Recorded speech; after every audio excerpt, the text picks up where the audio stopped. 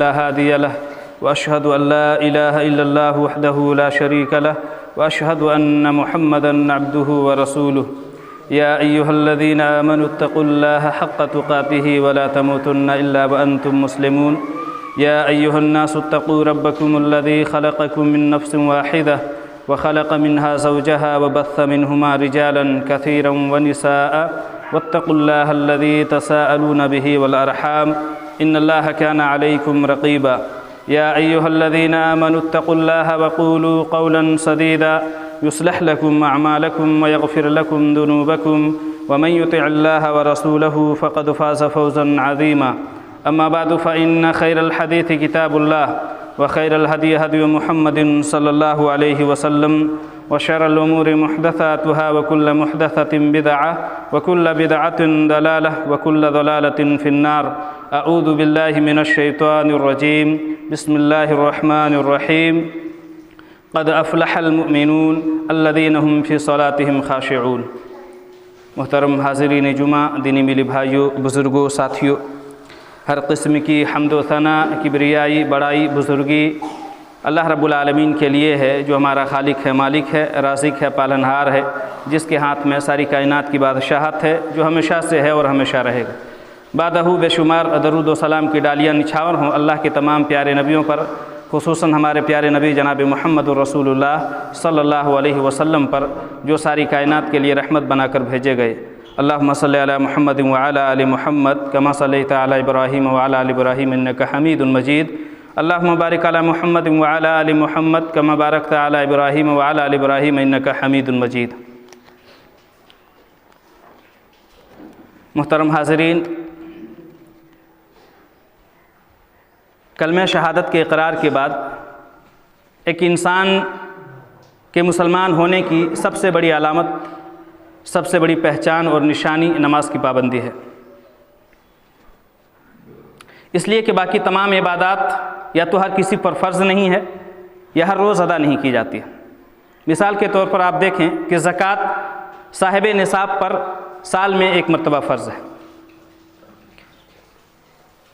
اور روزہ پورے سال میں ایک مہینہ فرض ہے۔ حج پوری زندگی میں صاحب استطاعت پر ایک مرتبہ فرض ہے۔ اس لیے تمام کی تمام عبادتیں ایک مسلمان کی کھلی پہچان اور ظاہری نشانی نہیں بن سکتی۔ صرف نماز ہی ایک ایسی عبادت ہے تو جو دن اور رات میں ہر ایک مسلمان پر 5 مرتبہ فرض ہے۔ یہ مسافر پر بھی فرض ہے، یہ مقیم پر بھی فرض ہے، یہ صحت مند پر بھی فرض ہے، یہ بیمار پر بھی فرض ہے، یہ غریب پر بھی فرض ہے، یہ دولت مند پر بھی فرض ہے، یہ حاکم پر بھی فرض ہے، یہ محکوم پر بھی فرض ہے، یہ مرد پر بھی فرض ہے، یہ عورت پر بھی فرض ہے، یہ حالت امن میں بھی فرض ہے، یہ حالت خوف میں بھی فرض ہے۔ اس لیے مسلمان اور مومن کی ہونے کے لیے سب سے بڑی نشانی نماز کی پابندی ہے۔ اسی لیے نماز کی اسی اہمیت اور اسی قدر و منزلت کے پیش نظر کل قیامت کے دن میدان محشر میں رب العالمین کے یہاں حقوق اللہ میں سب سے پہلا جو سوال ہوگا وہ نماز کے بارے میں ہوگا۔ اللہ کے نبی فرماتے ہیں کہ اول ما یحاسب به العبد یوم القیامہ الصلاۃ فإن صلحت صلح سائر عملہ وإن فسدت فسد سائر عملہ۔ قیامت کے دن سب سے پہلا سوال جو ہوگا وہ نماز کے بارے میں ہوگا۔ فإن صلحت صلح سائر عملہ، اگر نماز درست نکلی، نماز ٹھیک نکلی تو باقی تمام کے تمام اعمال انشاءاللہ درست نکلیں گے، اور اگر نماز خراب نکلی، نماز فاسد نکلی تو تمام کے تمام اعمال برباد نکلیں گے، فاسد نکلیں گے۔ اس لیے مسلمانوں ہمیں غور کرنا چاہیے، ہمیں فکر کرنی چاہیے کہ ہم جو نماز پڑھتے ہیں، ہم جو عبادت کرتے ہیں، کیا وہ اللہ کے رسول صلی اللہ علیہ وسلم کے طریقے کے مطابق ہوتی ہے؟ کیا وہ اللہ کے نبی کریم صلی اللہ علیہ وسلم کی سنت کے مطابق ہوتی ہے؟ یا پھر باقی عبادات کی طرح ہم اپنی منمانی یا اپنی منشا کے مطابق نماز بھی ادا کرتے ہیں؟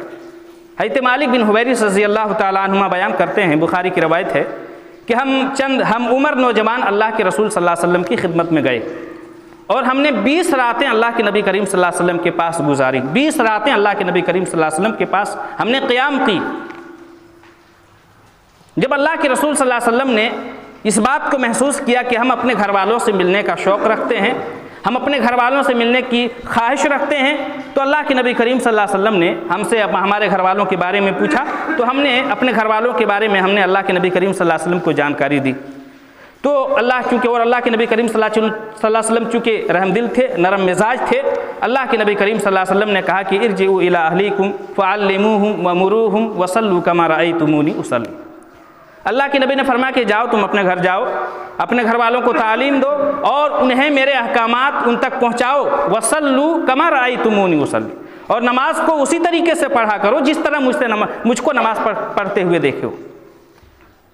اللہ کے نبی کریم صلی اللہ علیہ وسلم نے اس حدیث کے اندر جو صحابہ کرام کو جو تعلیم دی ہے، یہ تعلیم پوری امت مسلمہ کے لیے ہے، یہ تعلیم پوری امت مسلمہ کے لیے ہے. لہٰذا ہر انسان کو، ہر مسلمان کو، ہر مومن کو دیکھنا چاہیے کہ وہ نماز پڑھتا ہے تو کیا وہ نماز اللہ کے رسول صلی اللہ علیہ وسلم کے طریقے کے مطابق نماز پڑھ رہا ہے، کیا وہ اسی طریقے کے مطابق نماز ادا کر رہا ہے جس طریقے سے اللہ کے رسول صلی اللہ علیہ وسلم نماز پڑھا کرتے تھے. اور آپ جانتے ہیں کہ ہر مومن، ہر مسلمان کے لیے اللہ کے نبی کریم صلی اللہ علیہ وسلم کے ہر ایک عمل کو اسوہ قرار دیا، نمونہ قرار دیا. اللہ فرماتا ہے سورہ احزاب کے اندر کہ لقد کان لکم فی رسول اللہ اسوۃ حسنہ. اللہ کے نبی کریم صلی اللہ علیہ وسلم کی زندگی تمہارے لیے نمونہ ہے، تمہارے لیے قدوہ ہے، تمہارے لیے آئیڈیل ہے.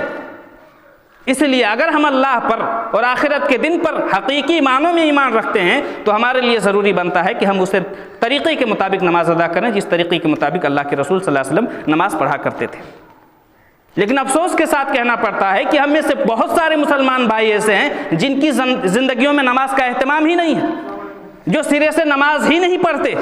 اور بہت سارے مسلمان ایسے ہیں جو نماز تو پڑھتے ہیں لیکن پابندی کے ساتھ نماز نہیں پڑھتے. اور اکثریت تو ایسے مسلمانوں کی ہے جو 4 وقت کی، 3 وقت کی نماز پڑھتے ہیں، فجر کی نماز نہیں پڑھتے، چاہے وہ چھوٹا ہو، چاہے بوڑھا ہو، چاہے جوان ہو. یہ ہمارے حالات ہیں.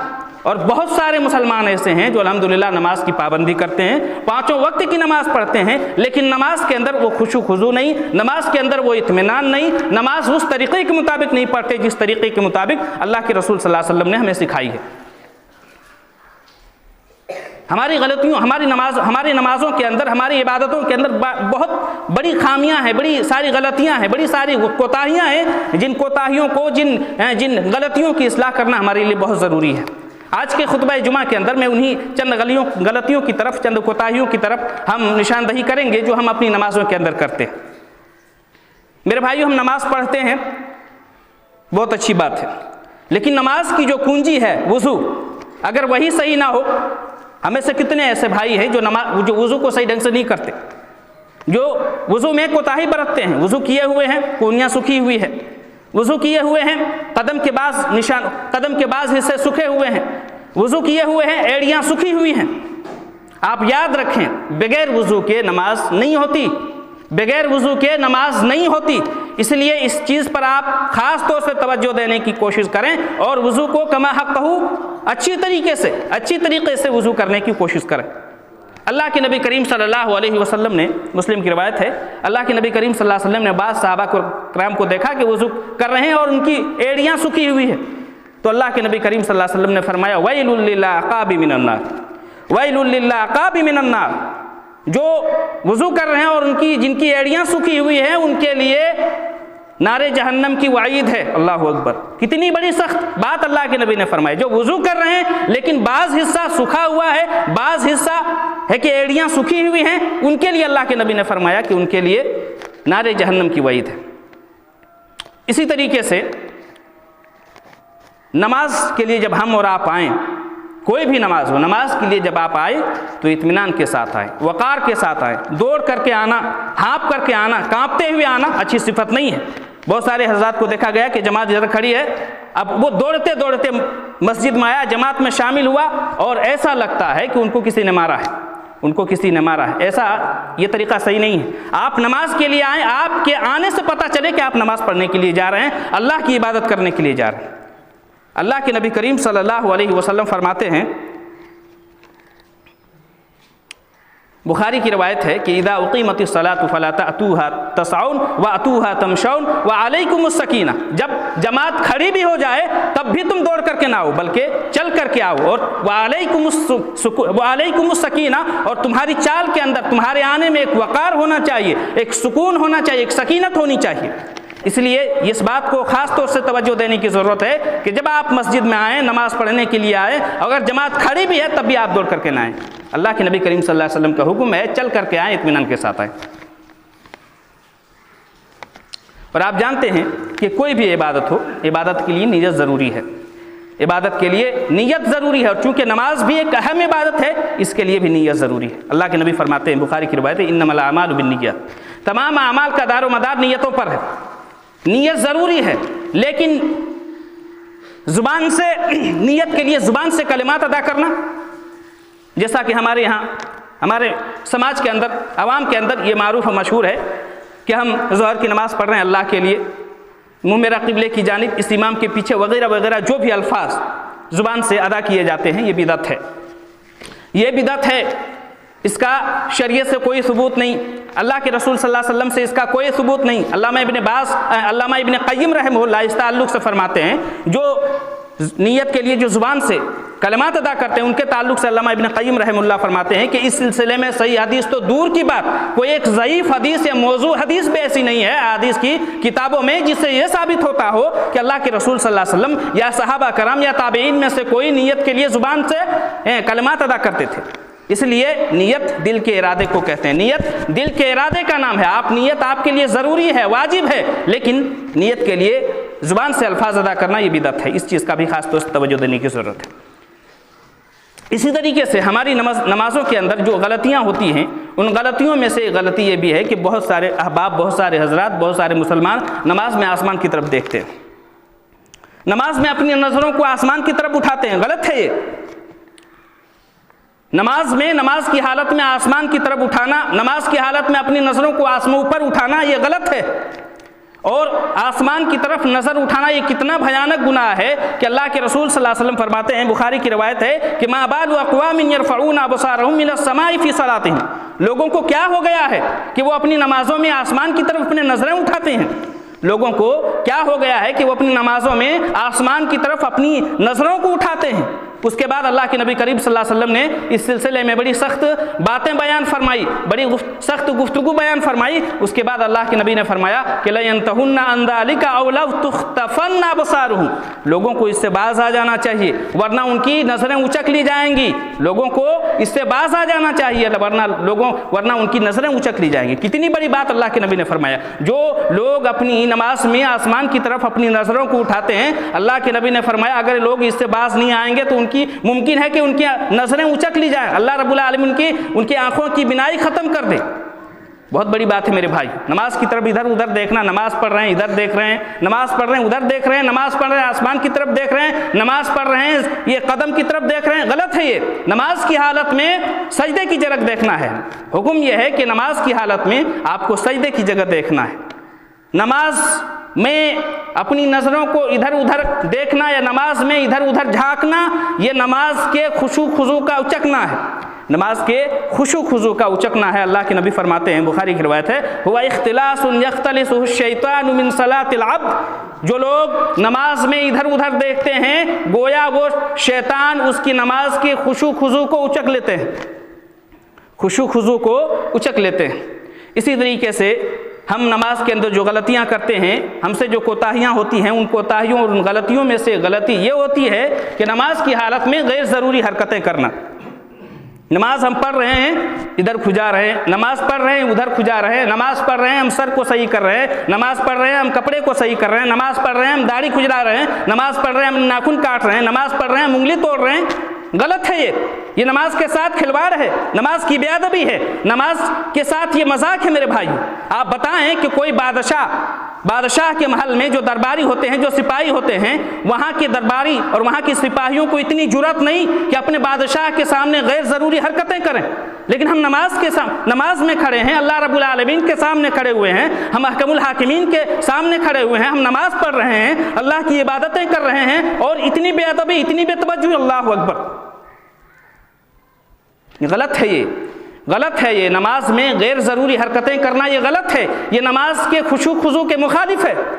اللہ فرماتا ہے سورہ مومنون کے اندر کہ قد افلح المؤمنون الذین هم فی صلاتهم خاشعون، قد افلح المؤمنون الذین هم فی صلاتهم خاشعون، یقیناً وہ مومنین کامیاب ہو گئے جو اپنی نماز میں خشوع خضوع برتتے ہیں۔ اب بتائیں کہ جو نماز میں غیر ضروری حرکتیں کرتے ہیں یہ نماز کے خشوع خضوع کے مخالف ہے، اس لیے ان چیزوں سے پرہیز کریں۔ آپ اللہ کی عبادت کر رہے ہیں، اللہ رب العالمین کو راضی کرنے کی کوشش کر رہے ہیں، اللہ رب العالمین کی خوشنودی حاصل کرنے کی کوشش کر رہے ہیں، لہٰذا ان چیزوں سے پرہیز کریں۔ اسی طریقے سے ارکان صلاۃ کی ادائیگی میں، نماز کی ادائیگی میں ایک بہت بڑی غلطی ہم کرتے ہیں جو عموماً ہر کوئی کرتا ہے، وہ ہے اطمینان سے نماز نہ پڑھنا، جلدی جلدی نماز پڑھنا۔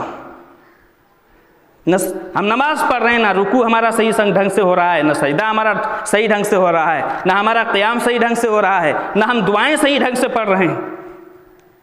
یہ نماز اس طرح نہیں پڑھی جاتی۔ جو جلدی جلدی نماز پڑھتے ہیں، جو رکوع صحیح ڈھنگ سے نہیں کرتے، جو سجدہ صحیح ڈھنگ سے نہیں کرتے، جو رکوع میں جو سجود میں جلدی بازی کرتے ہیں، اللہ کے نبی کریم صلی اللہ علیہ وسلم نے ایسے نماز پڑھنے والوں کو نقرۃ الغراب سے تعبیر دیا۔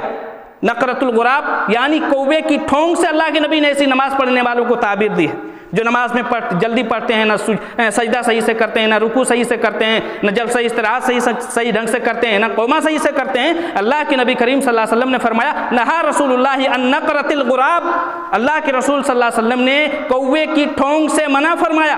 کیا مطلب؟ یعنی جلدی بازی سے نماز میں بے اطمینانی اور بے اعتدالی اور نماز میں جلدی بازی سے اللہ کے رسول صلی اللہ علیہ وسلم نے منع فرمایا۔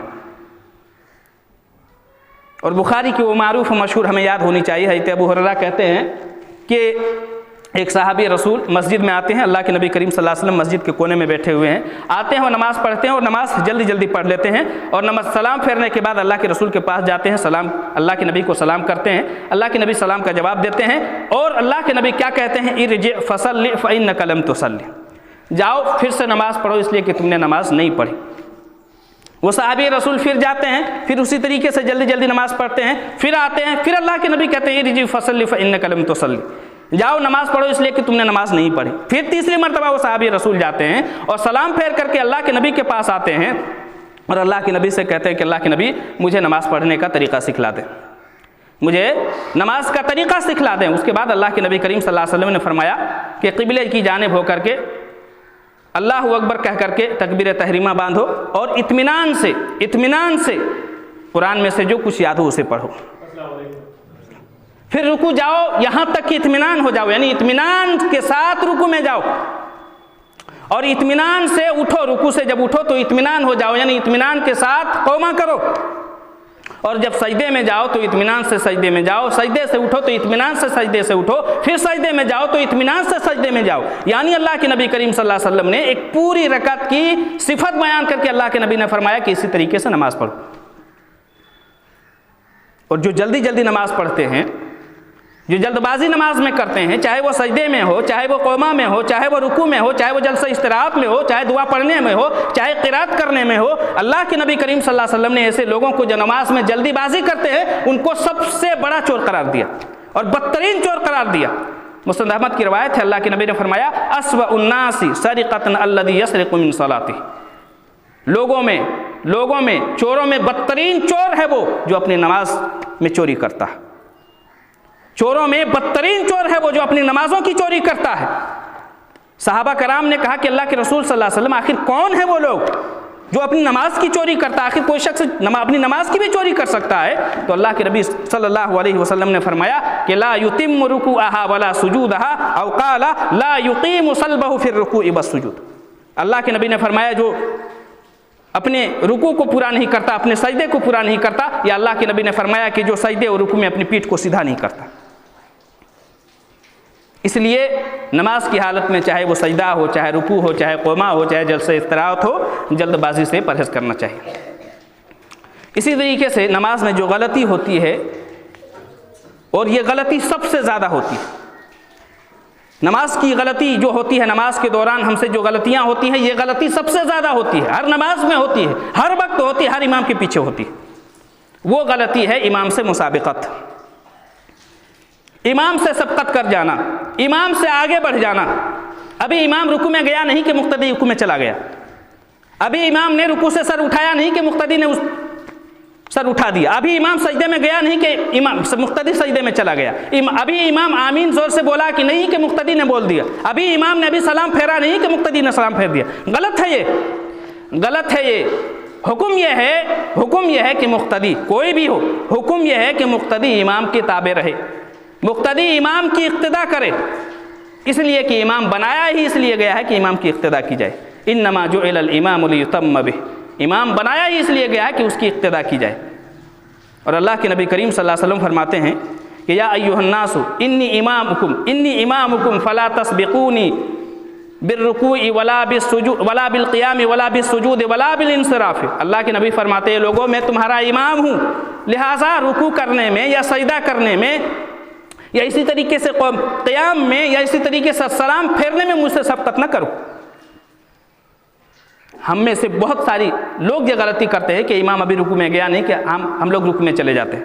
امام ابھی سلام پھیرا نہیں کہ ہم نے ابھی سلام پھیر دیا. غلط ہے یہ، غلط ہے یہ. اور آپ جانتے ہیں کتنی سخت بات اللہ کے نبی کریم صلی اللہ علیہ وسلم نے ان لوگوں کے لیے سنائی جو لوگ اپنی امام سے پہلے اپنے نماز کے کسی بھی رکن میں امام سے پہلے اپنے سر کو اٹھا لیتے ہیں، چاہے وہ رکوع کی حالت میں ہو، چاہے سجدے کی حالت میں ہو، چاہے سلام پھیرنے کی حالت میں ہو. اللہ کے رسول صلی اللہ علیہ وسلم نے فرمایا، ابو داؤد اور ابن ماجہ کی صحیح روایت ہے کہ اما یخشى الذی یرفع رأسہ قبل الامام ان یحول اللہ رأسہ رأس حمار، کہ کیا وہ شخص ڈرتا نہیں، کیا وہ شخص اس بات سے ڈرتا نہیں جو شخص اپنے سر کو امام کے سر سے پہلے سجدے سے اٹھاتا ہے، تو کیا وہ شخص ڈرتا نہیں اس بات سے کہ اللہ رب العالمین ان یحول اللہ رأسہ رأس حمار، کہ اللہ رب العالمین اس کے سر کو گدھے کے سر میں تبدیل نہ کر دے. اللہ اکبر. بہت بڑی غلطی ہے، اس چیز سے پرہیز کریں. عموماً یہ دیکھا جاتا ہے، اس میں آپ خاص طور سے توجہ دینے کی ضرورت ہے. اور یہ جو ہم غلطی کرتے ہیں، یہ جلد بازی کا جو مزاج ہے نا، یہی مزاج ہم کو غلطی کرواتا ہے. اور غلطی کا مظہر ہر جمعہ کے اندر یہ دیکھا جاتا ہے کہ امام ابھی آخری دعائیہ کلمات کہہ رہا ہوتا ہے کہ مقتدی امام سے پہلے اٹھ جاتا ہے. غلط یہ ہے، جب تک امام ممبر سے اتر نہ جائے کسی بھی مقتدی کو اس بات کی اجازت نہیں کہ وہ اپنی جگہ سے اٹھے. غلط ہے یہ، غلط ہے یہ. اس بات کو خاص طور سے توجہ دینے کی ضرورت ہے. اسی طریقے سے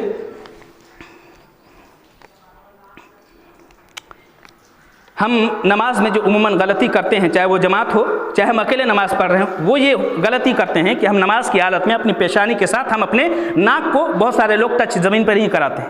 حکم یہ ہے کہ امرت ان اسجد علی سبعۃ اعضاء. اللہ کے نبی فرماتے ہیں مجھے حکم دیا گیا ہے کہ میں 7 اعضاء پر مجھے سجدہ کرنے کا حکم دیا گیا ہے. علی الجبہۃ واشار بیدیہ علی انفہ والیدین والرکبتین واطراف القدم. البخاری کی روایت ہے.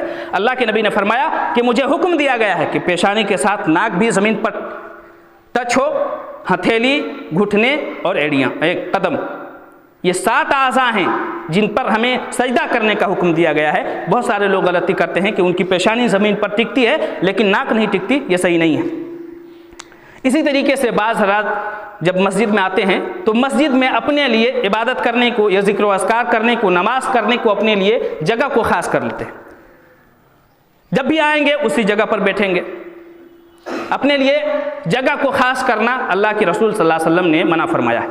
اللہ کے نبی کریم صلی اللہ علیہ وسلم فرماتے ہیں کہ نہا رسول اللہ عن نقرۃ الغراب وافتراش السبع وان یوطن الرجل المکان فی المسجد کما یوطن البعیر. اللہ کے نبی نے جس طرح اونٹ اپنے لیے کسی جگہ کو خاص کر لیتا ہے، اللہ کے نبی کریم صلی اللہ علیہ وسلم نے مسجد میں کسی جگہ کو خاص کرنے سے منع فرمایا. اور آپ جانتے ہیں کہ مسجد میں کسی جگہ کو خاص کرنا یہ کتنی بڑی غلطی ہے، کتنا بڑا نقصان ہے. جو اپنی مسجد میں اپنے لیے مسجد میں جگہ کو خاص نہیں کرتے ان کا اتنا بڑا فائدہ ہے کہ کل قیامت کے دن یہ مسجد آپ کے لیے آپ کے حق میں گواہ بنے گی.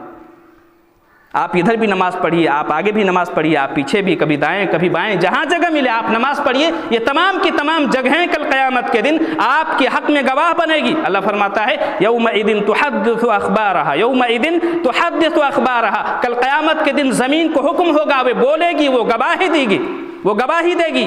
تو آپ یہاں بھی نماز پڑھیے، آپ وہاں بھی نماز پڑھیے، یہاں بھی اللہ کے ذکر کیجیے، وہاں بھی ذکر کیجیے. یہ تمام کی تمام جگہیں آپ کے حق میں کل قیامت کے دن انشاءاللہ گواہ بنے گی.